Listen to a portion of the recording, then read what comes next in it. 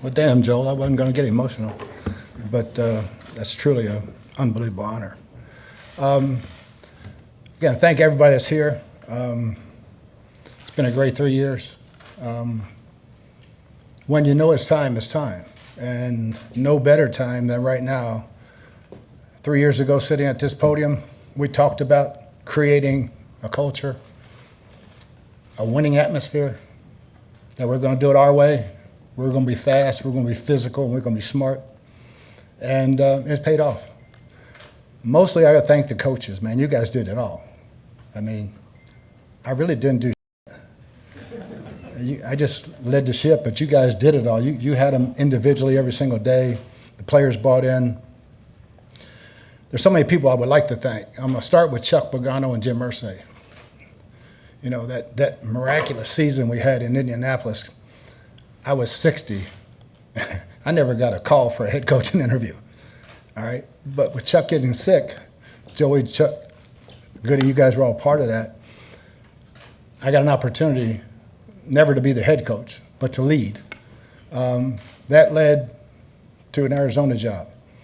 And I can't thank Michael Bidwell and Steve Keim enough for giving a 6-year-old guy a shot when it's a young man's supposedly game. But I think Andy Reid and Coach Belichick and a few of us old guys proved them wrong over the last few years. Then again, I can't thank the Glazer family enough and Jason for giving me this opportunity at 66, when, again, it's a young man's game. But I thought in that meeting we connected on what's really valuable and setting a culture that lasts forever. And like Jason said, those 3 words, trust, loyalty, respect, they don't go away. They're still on the walls in Arizona. I hope and I know they'll stay here. Our entire organization bought into one team, one cause, and they know it was real. Every single person in the organization's job is so important to help the franchise win. Again, the players, man, there's so many, I can't name them all. I wish I could go just through the list of quarterbacks. But it's been an unbelievable ride.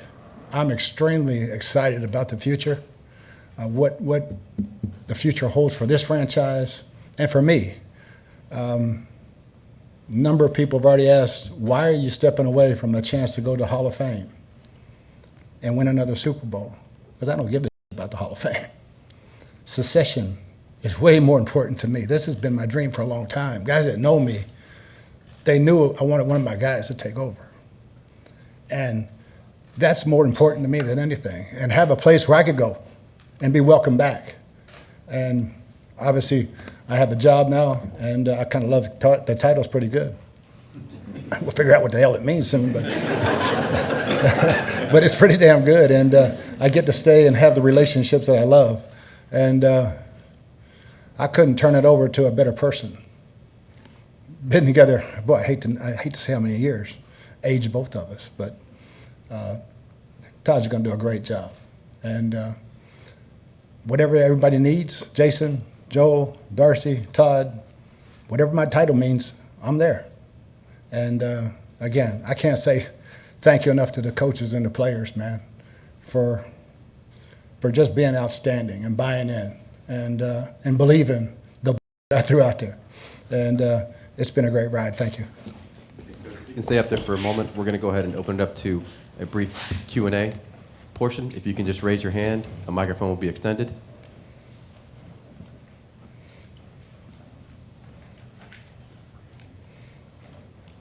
Go, brother.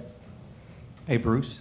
Greg here on the left. Sorry. Bruce, Okay. just want to ask you about the timeline and what this has been like for you as something you've weighed since the end of the season, when Tom retired, when Tom came back, all those things. Yeah, I mean, kind of in the statement,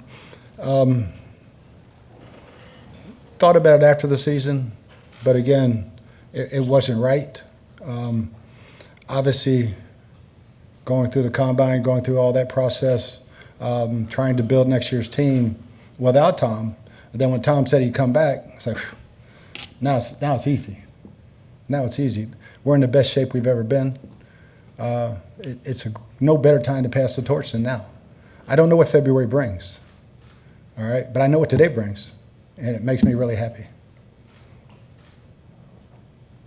Coach, when you decided to go, did you seek any input from family or friends, or was this 100% Bruce Arians? Oh, no, my wife and family had a lot to do with it. And obviously the coaches didn't know till last night or the night before. So Jason and I have been talking about this. And obviously we included Joel and Tom and a few other people. But, yeah, it's something, it wasn't spur of the moment.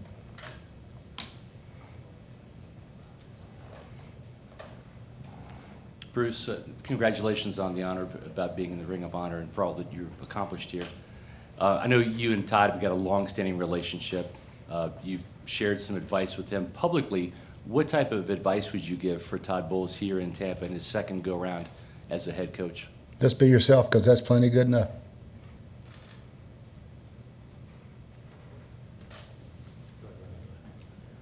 Bruce, you talk about succession with Todd and the importance of that. Also, how important is it for you to have guys here, Tom's here, to have the support of the players as they understood the decision that you're making?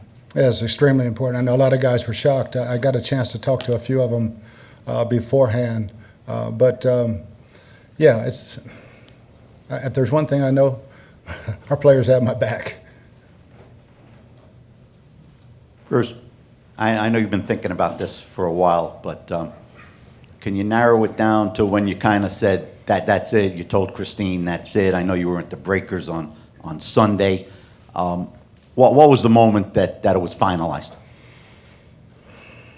I don't know the exact date or time, but shortly after Tom and I talked, and Jason and Joel, I sat down with my wife and we said, let's do this. And then we talked about what's next, stepping over to the front office and doing that job. So there's no actual minute that it happened. It was building. I felt very comfortable after talking with Tom that the franchise was in great shape. And Bruce, you're such a competitor as a coach. How difficult is it to walk away when, as you say, this franchise is in very good shape and on the brink of competing for another championship? It's not hard because I'm going to be a part of it. And, that's huge for me to have a hand in the pile and just watch from the sideline and give whatever I can and wherever I'm needed. If Byron wants a new red zone package, I'll give it to him. Hi, Bruce. Ira's very upset that you don't care about the Hall of Fame. But I know you're when time goes by, you're going to settle into this role.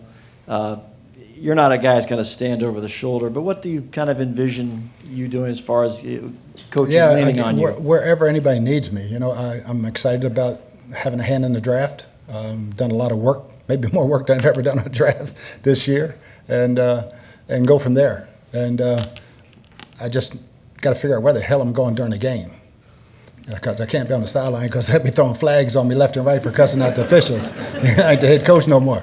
And Coach Moore can get away with that, So, yeah, that's the biggest part. Where the hell are you going to stand during the game?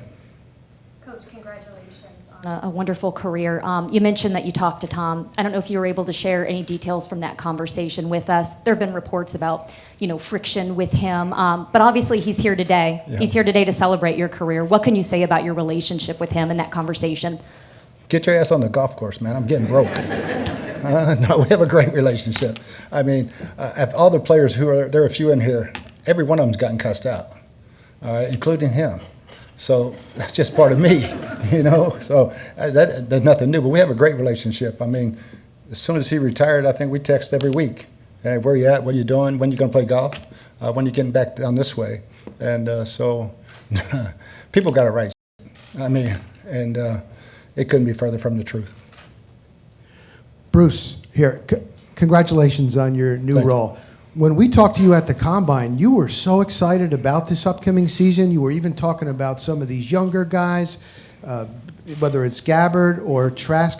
Did it change between the Combine and now your decision to step away? Yeah, because at that point in time, I had to be excited. It was about building this next team. And every year is different. A lot of it changed when Tommy decided he was coming back.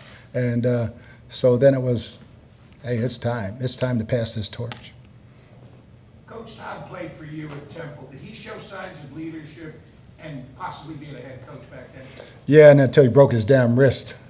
We had the best game plan to beat Penn State's ass. He jumps up in practice and breaks his damn wrist, and we had to put a walk-on in his place. And but no, he's been the brightest guy I've ever coached. And I think he, as a player coach, Byron as a player coach, they just had it. You knew they had it. He loves telling a story about when I told him, hey, you might want to think about getting in coaching because I don't think the NFL's in your future. And he went and played 10 years and got a couple Super Bowl rings. That's how good of an evaluator I am, But no, it was always in the cards. Hey, Bruce, in all of, over here. Where are you? By the way, Oh, I'm there over you here. are, sir. Hey, in all of this, in the last couple of weeks, or I guess when it started to creep into your mind that you might do this, what was the most challenging part of this process? And when you have to turn the chapter and go on to the next page, what's the toughest part? Yeah, the hardest part was keeping it secret. And, and thank everybody that knew. There wasn't very many. Just the last couple of days, letting the players know, letting the coaches know, letting the nation know. But again, I couldn't be any happier right now. Okay, we've got time for two more. Bruce, you mentioned over here succession, how important that was to you. But on your staff, you have a handful of guys that could potentially be head coaches currently. When you were able to assemble the coaching staff upon your original hiring, was that a discussion that you and Todd had? Was that something that you had understood between the two of you that at some point you had hoped to give it specifically to him? No, because I really thought he was going to be a head coach after the Super Bowl and then this past year. So it's long overdue. Just that, watching the hiring process this last year and Byron going through what he did and Todd, very fortunate for me that we could do it today. And but yeah, we do have an unbelievable coaching staff. We've got at least 4 or 5 guys and maybe 6 or 7 young guys that I think will be head coaches in this league one day. Coach, what are you proudest of in your coaching career, and what are you going to miss the most? Players, the everyday cussing them out and hug them later, That's just been who I have been forever, and that's what I'm excited about because I'm not walking away from that. I get to keep that part, and I can walk through the locker room right now and it won't be the police, and the guys are back there laughing, but I walk through anyway. So I'm looking forward to that part of it. The cigar in your pocket, sir, is that for a celebration today, or? Yeah, but it's a special one because this was my Christmas present from the coaches. I got a whole case of them. And if you notice, the label said, no risk it, no biscuit. Okay. Thank you very much, Coach. Thanks, guys. Hey, one other thing. It's been great working with you guys in the press. You've been fantastic. All over the country, all right? Florio, you can write what you want. It's okay.